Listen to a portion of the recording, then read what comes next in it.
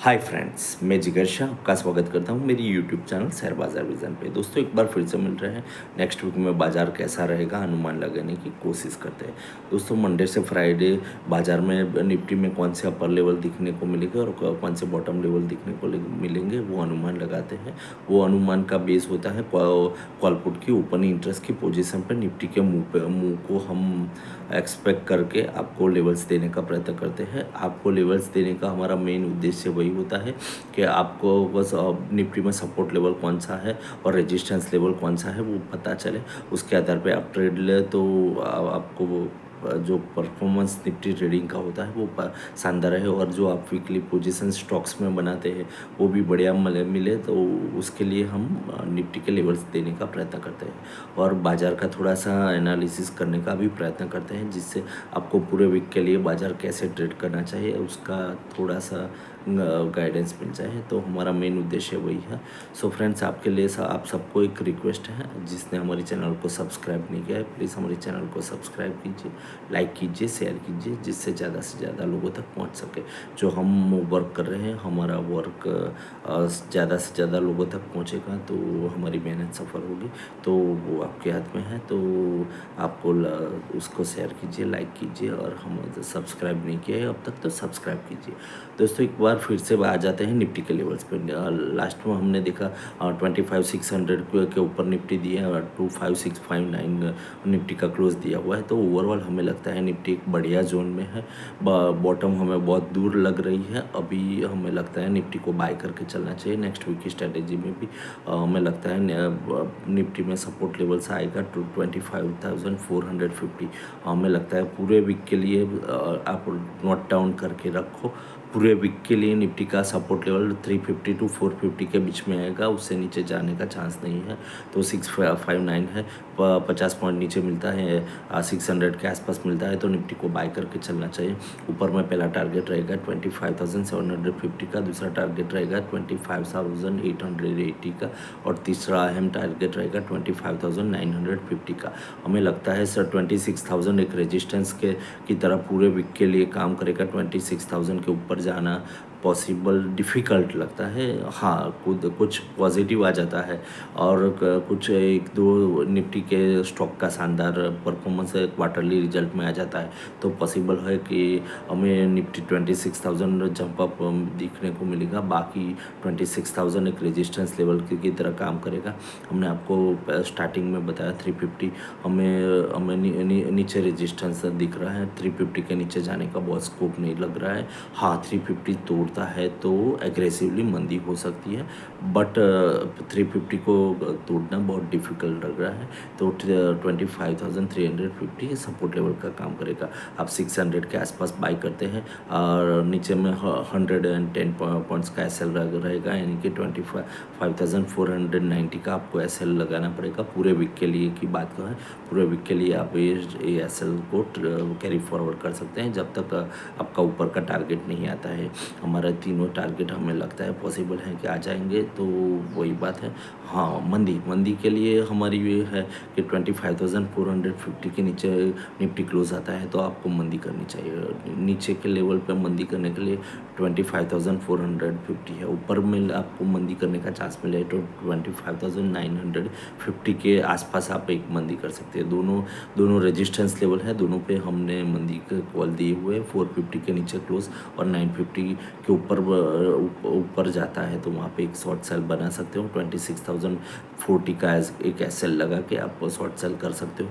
नीचे में आपका टारगेट रहेगा 25,750 और दूसरा टारगेट आएगा 25,600 और 25,550 के नीचे क्लोज आना बहुत डिफिकल्ट लग रहा है, तो वो हमारा लास्ट टारगेट रहेगा। तो ओवरऑल हमें लगता है कि बाज़ार एक रेंज बड़ी सी थोड़ी रेंज लास्ट वीक से थोड़ी बड़ी हो गई है रेंज, बट रेंज को ट्रेड करने का प्रयत्न करेगा।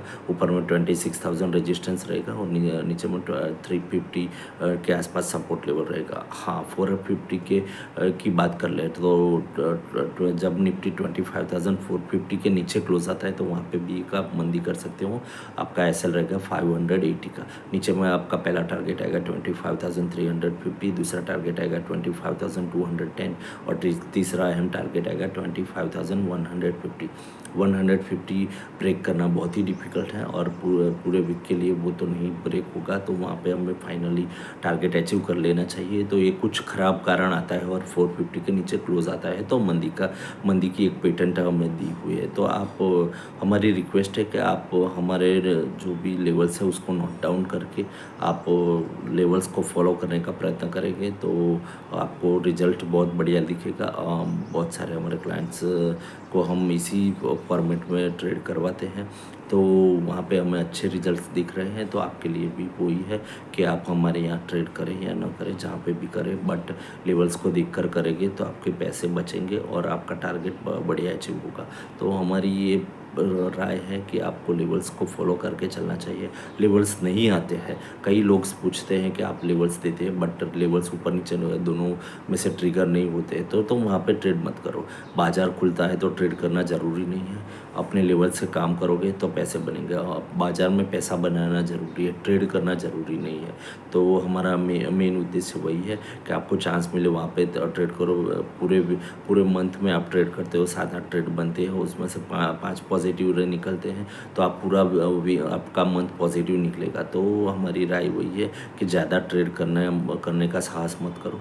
ज़्यादा ट्रेड करने से आपका एक्सपेंसेस बढ़ता है और आपका रिस्क बढ़ता है। तो कम ट्रेड करो, लेवल्स पे करो। लेवल्स पे ट्रेड करने का सबसे बड़ा फ़ायदा वही है कि आपका एसएल छोटा होता है। लेवल्स के आसपास हमने बाई सेल का ट्रिगर दिया होता है, वहाँ पे आपका एसएल छोटा रहेगा और टारगेट बड़ा रहेगा। और जनरली आप मार्किंग वही होता है कि लेवल्स के आसपास थोड़ा 25-50 पॉइंट ऊपर नीचे होकर निफ्टी फिर से उसका ट्रेंड चेंज हो जाता है, तो वही होगा। अभी भी बाज़ार में कुछ लंबा ट्रिगर नेक्स्ट वीक में नहीं आएगा, तो एक रेंज फॉलो होगी और हमें ओवरऑल बाज़ार का रिव्यू बताते हैं। तो ओवरऑल हमें बाज़ार बहुत बढ़िया लगता है। 26,000 के ऊपर जब भी निफ्टी निकलेगी तूफ़ानी तेज़ी होगी, वहाँ से 1500 से 2000 पॉइंट की एक कंटिन्यूअस रैली चलेगी। तो हमें लगता है कि बाज़ार वही ट्राई करता है, कुछ पॉजिटिव पिकअप करके 26,000 क्रॉस करने का प्रयत्न कर रहा है और रेजिस्टेंस लेवल हमने आपको बताए हैं वो रेजिस्टेंस पे वर्कआउट कर रहा है। तो हमें लगता है जब भी 26,000 निकलेगा तो तूफ़ानी तेज़ी होगी, बट नेक्स्ट वीक में ऐसे कुछ ट्रिगर नहीं है। तो हमने 26,000 के ऊपर के कोई टारगेट नहीं दिए है, वो दिए हुए 26,000 के ऊपर निकलेगा तो तूफ़ानी 1000 to 1500 की एक रैली बनेगी।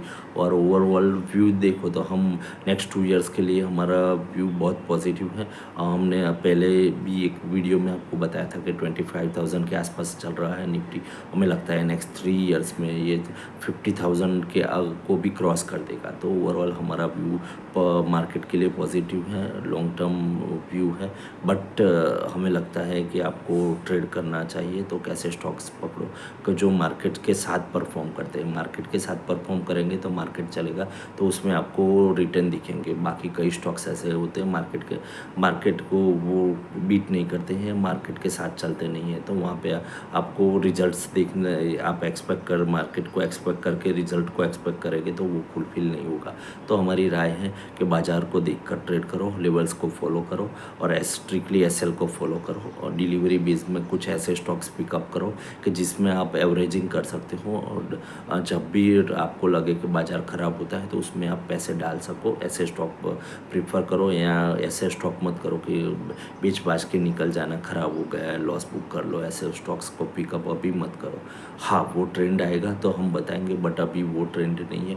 पूरा तेज़ी का ट्रेंड चल रहा हो तब वो कर सकते हो आप, एसएल भी ट्रिगर कर दो और टारगेट भी ट्रिगर कर लो, दोनों की वही बात होती है। बट अभी का ट्रेंड वही है कि बाज़ार में नीचे चांस मिलता है, वहाँ पे स्टॉक कलेक्ट करो, ऐसे स्टॉक्स पिकअप करो। हमने पहले भी बताया कि आईटी बहुत ख़राब हो चुका है, अभी बहुत उसमें खराबी की जगह नहीं है, एक बाउंस बैक पॉसिबल है। 15 से 20% का आईटी में आपको जंप अप दिखेगा। और सेकंड स्टॉक हमने लास्ट 2 इयर्स के लिए हमें फाइनेंशियल स्टॉक्स बहुत बढ़िया लग रहे हैं। अभी भी फाइनेंशियल और बैंकिंग बहुत अच्छा परफॉर्म करेंगे, उसमें से आपको आपके फेवरेट स्टॉक्स जो भी हैं वो पिकअप करो। ओवरऑल हमारा भी बाज़ार के लिए पॉजिटिव है। सो फ्रेंड्स, आज के लिए यही था, हमें बाज़ार बहुत बढ़िया लगता है फॉर नेक्स्ट 2 इयर्स के लिए। सो फ्रेंड्स, आज के लिए इतना ही था, फिर मिलते हैं नेक्स्ट वीडियो में नेक्स्ट डिटेलिंग के साथ।